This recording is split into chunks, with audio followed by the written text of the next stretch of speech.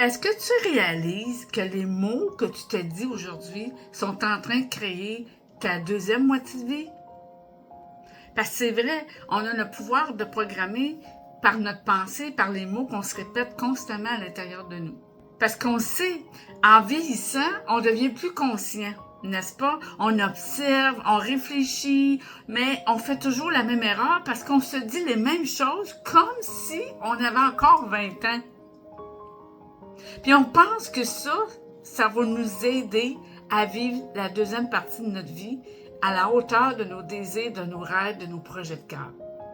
Les mots qu'on utilise, c'est pas juste de la communication, c'est aussi de la création. Ton cerveau, là, il enregistre, il interprète et il agit selon les mots que tu te répètes. Si tu dis « Ah, ben je vais le faire quand j'aurai le temps » ou « Je vais m'inscrire quand j'aurai le temps », ben ton cerveau, ce qu'il comprend, c'est que c'est pas important.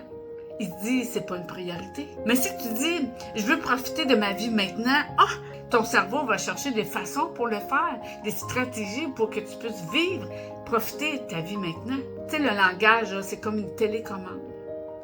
Mais à 40 ans, 50 ans, 60 ans et plus, on n'a plus le luxe de parler contre nous-mêmes. On manque de temps, là. Si tu veux créer ta deuxième partie de vie qui te ressemble vraiment, abonne-toi à cette chaîne. Ici, je t'aide à utiliser ta parole comme un outil de création dans ta vie au lieu de l'autosabotage.